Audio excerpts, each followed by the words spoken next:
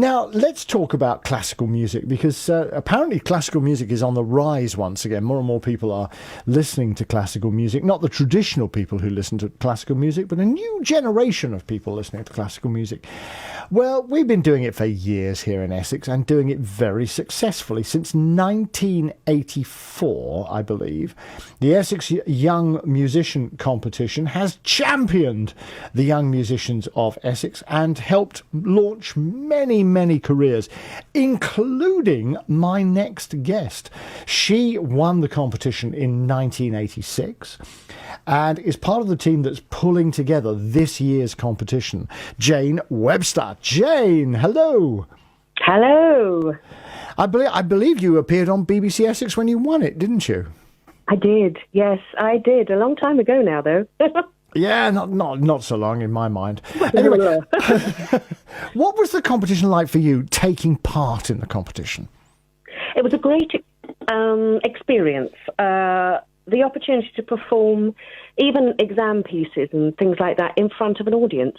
And as performers, that's the thing. We can be in our music study rooms and we can, practice our pieces, whether it be on cellos or broomsticks, as I heard you were playing, or any sort of instruments. But it's actually the contact you have to have with your audience. And, if you're a student studying, that is rare, really, to get a chance to be in a concert situation. And certainly the competition for me meant that I could, for my 10 minutes, my first round, sing 3 or 4 pieces with an audience reaction, an audience there to listen.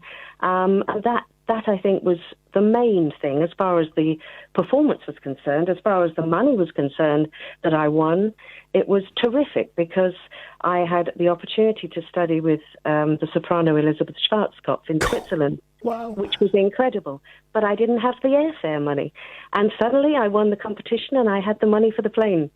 So that was fantastic. It got me there and it gave me the opportunity to have that experience of studying with her. So, yeah, in those days, the prize money was very different to what it is now. And that's one of the things we've done this year is to raise the prize money because obviously things get more and more expensive as the years go by. So what is it?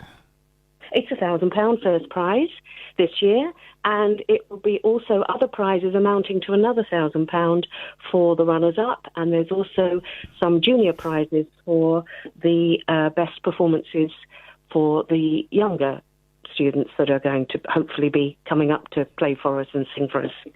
And what age groups are there for the competition? I mean, how is there a maximum age, minimum age? What? Well, yes, it's under 25 for singers and instrumentalists. And then there's also junior prizes, which I believe is under 18. Don't quote me on that immediately, but I'll just check quickly. Yes, I think it is under 18. So, so there's junior prizes as well, which will be given to those who we feel are budding soloists of the future, shall we say. And Jane, you were talking about the importance of being in a concert hall, the importance of being on stage, having an audience, and so on. Did it help with nerves? Because, when you first go on stage, I don't know what you were like, but when I first went on stage, nerves played a very big part of it. But gradually, as you get older and get more experience, the nerves go away to an extent. Did it help with the nerves? I was one of those strange children who loved doing it and just ran up and wanted to be doing it all the time. No nerves. So for me, it wasn't. Really? No, I felt more happy there than anywhere else, really. But that isn't the same for everybody, and it doesn't mean to say I didn't have nerves then going on in the future of obviously wanting to make sure when you perform that you do your best and that you get all the notes right and remember the words and everything else.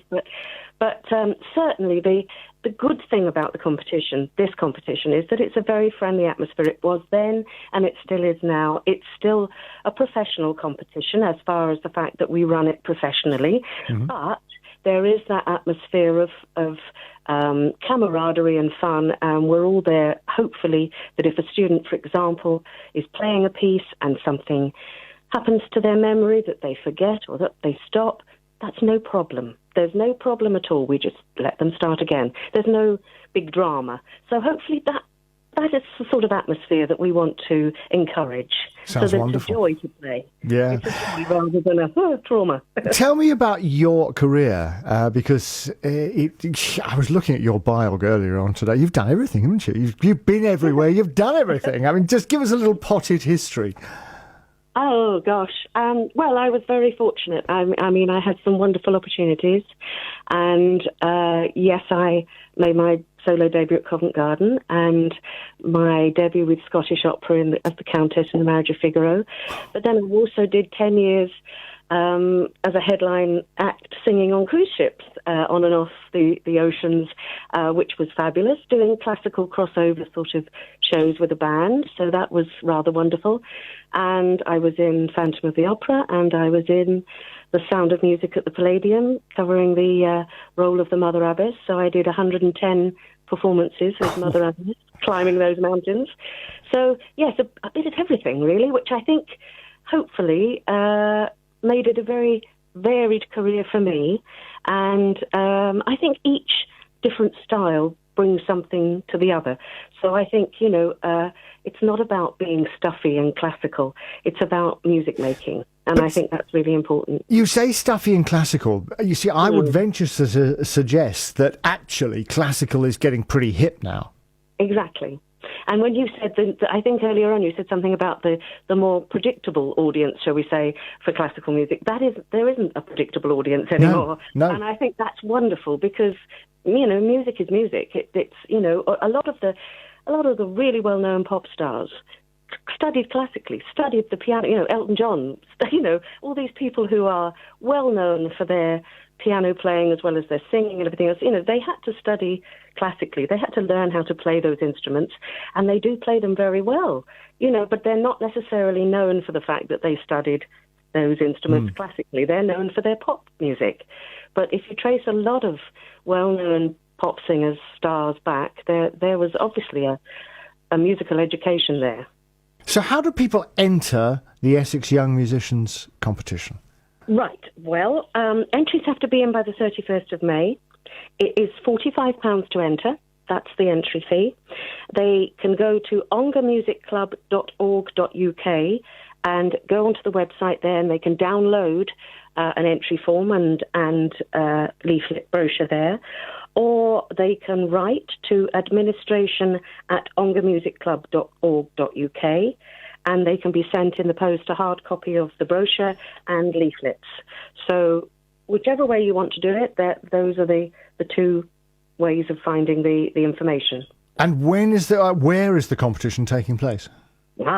It's the 7th of July, 2019, and it is at the Budworth Hall, which is in Ongar, in the High Street in Ongar. It's in the ballroom of the Budworth Hall. There is a beautiful grand piano there, and it will be starting the day, will be at 10 o'clock in the morning, and following through to the final, which will be in the evening, which will start at 6:30. And that is an open concert, so anybody who would just like to come and see and hear the finalists, there will be 4, maybe 5 finalists, we don't yet know, depending on who we can put through.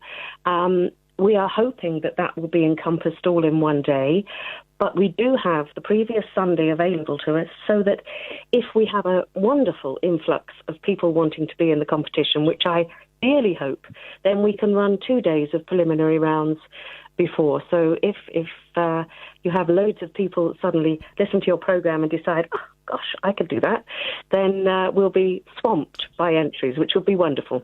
Well, let's hope so. Jane, lovely to speak to you. Thank you so much for coming on the programme, and congratulations on keeping it going and just encouraging young people to take up musical instruments and to be proficient with music, because music is so important to everybody, isn't it?